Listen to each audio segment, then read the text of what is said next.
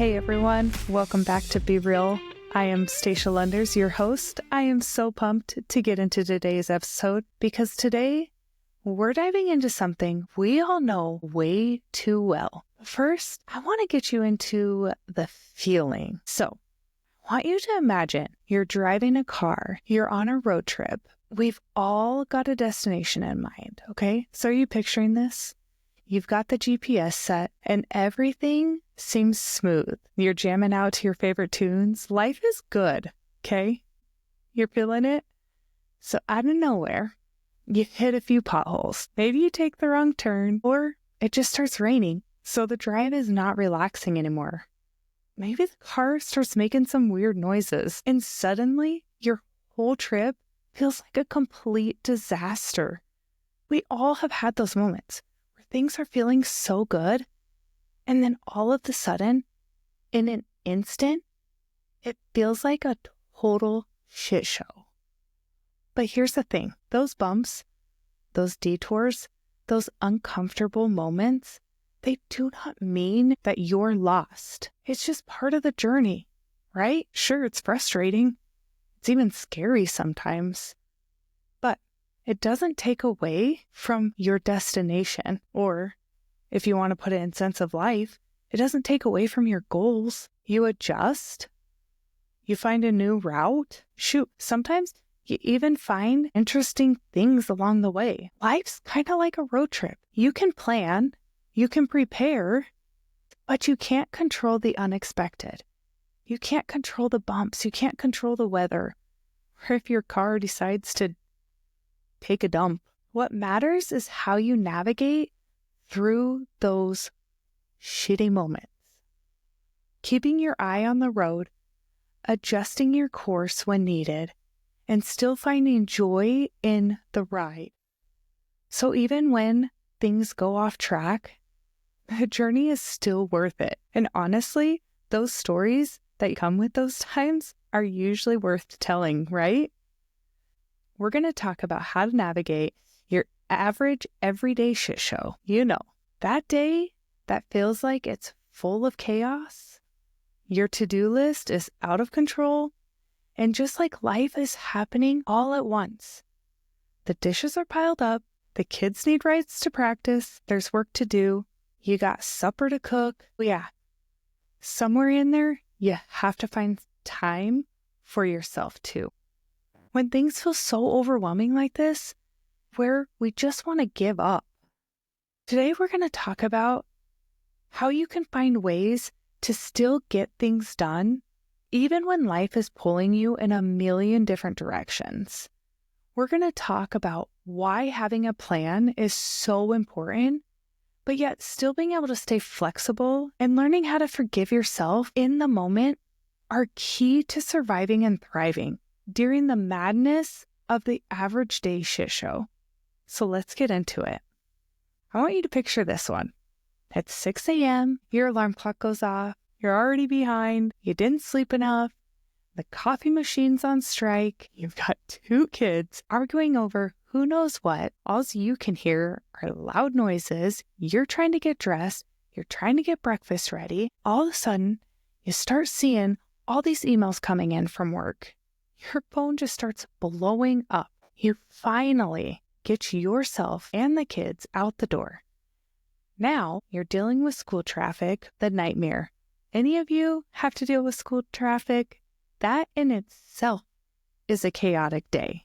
It is horrific. You're praying you don't spill coffee on your favorite shirt that you have on. Meanwhile, you're screaming out the door, "Love you kids, have a good day at school," right? Now, through all of this, you're still thinking in your mind, okay, I still need to fit in a workout because I slept in, still need to finish my side project, whatever that might be.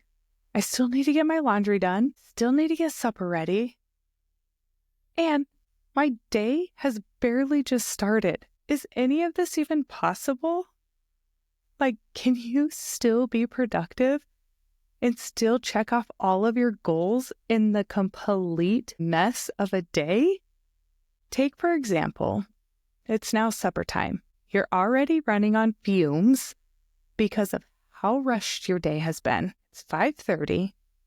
You've already spent hours shuffling between your emails, your school drop-offs, taking lunch to school because your kids forgot it. The last thing you want to do is cook supper. You open up the fridge and you realize there's nothing in there. Well, I'll go to the pantry. Yeah, that's pretty bare too. Well, I'm not going to go grab something to eat because I'm sick of spending money on takeout orders. Then you have a thought and you remember, I have some frozen veggies and some frozen chicken breasts. Yeah, this isn't gourmet, okay? But hey, it's something. So you make it work. The important thing is, you may not have a 5-course meal here. You may not have the energy for anything super fancy, but you still manage to get food on the table. The chaos did not stop you. You just adjusted and you made the best of it. And that is what life is all about. Being flexible enough to take what you've got and still move forward, even if it's not perfect. But this is really where having a plan comes in. But you've also got to be flexible with that plan, because I promise you, no plan survives the shit show of real life. And that's okay. Sometimes kids are late. Work takes longer than expected, or even weather throws a wrench into our plans. When things like this happen, you've got to give yourself some space. You've got to give yourself that space to adapt and adjust without calling it complete quits. Don't give up on yourself when things get hard and crazy or too chaotic. You are way too important to give up on yourself or your goals. So, what do you do when you're faced with a situation like this?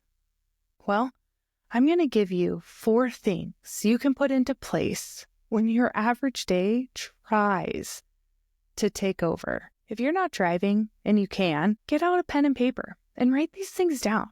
Let's get you closer to reaching your goals and living the life that you really want to live. Number 1, you gotta have a plan. You don't need to have a rigid schedule, just a roadmap for your day. Like 2 to 3 things that you know that you can get done. And this could be a work goal, some chores around the house, or even something for yourself. The important part, though, is to prioritize and not try to do everything all at once. Because when things do get crazy, you'll have a clear guide to follow and you won't feel so lost. One thing that I do to plan that really helps me get through my weeks is I plan out my suppers. Like on Saturday or Sunday, it really helps get me through the week. That's not for everybody, and that's okay. You have to find what works for you. So make a plan. Number 2, you've got to be flexible with accountability. Now, we talked about this in a previous episode, and I wanted to remind you, flexibility is key. Yes, we want to hit our goals, but you also need to be willing to adjust based on what life throws at you, right? If you've got to skip a workout, or maybe it's adjusting the time of your workout or how long your workout's going to be. Maybe you need to postpone a work project because you're dealing with what life throws at you. There's no shame in that. If you missed that episode on flexibility with accountability, I encourage you to go back and go listen, because we really do break down how to set yourself up to be kind to yourself while still keeping and holding yourself accountable to your goals. But you're learning to be flexible and adjust to what happens around you. So number 3, don't be too hard on yourself. We are so hard on ourselves when we set these unrealistic goals, and so often we just beat ourselves up, and it's all in our minds that we beat ourselves up, and a lot of times we don't even realize it. So really learning to acknowledge that and listening to the things that we say to ourselves. You need to be aware of how you're talking to yourself, and don't beat yourself up. You might have a day where you choose to sit on the couch instead of walking. You might choose fast food over cooking dinner at home. It happens. The important part is knowing what you're saying to yourself in those moments and how you're talking to yourself when you're not showing up 100%. Adjusting those thoughts and knowing that it's okay that you're not perfect because you're doing the best that you can. We are not about this perfect all or nothing shenanigans, right? Be kind to yourself. Be real. And the last thing, number 4, know your why. The reason why you're doing any of this is so important. When everything else is a mess, it's so easy to feel disconnected from your bigger goal. Remind yourself why you're working so hard in the first place. Maybe you're working so hard because you want a better future for your family. Maybe you're working so hard because you want to achieve personal growth. Or maybe it's just feeling good about getting through your day. Sometimes that's the only goal, to simply make it through your day, right? And that's okay. Remember your why and remember that you're enough. Now, we have this amazing plan in place. We have tools to get us through that shit show of a day. I want you to imagine where you're feeling completely out of control. Nothing seems to be going your way. I want you to imagine that kind of day. The kind of day when your kid calls you because they forgot their lunch, that kind of day. Or you get a call from school because they're sick. You're on your way to work, you get a flat tire. You hit that snooze button instead of going to the gym. You know, those kind of days. That crazy day. Now, that's how your day started. And now you're rearing your end of your day. Because you have a plan, you can start adjusting and prioritizing things. The things that actually matter. So, instead of ordering that pizza and throwing your whole plan out the window, you can adjust.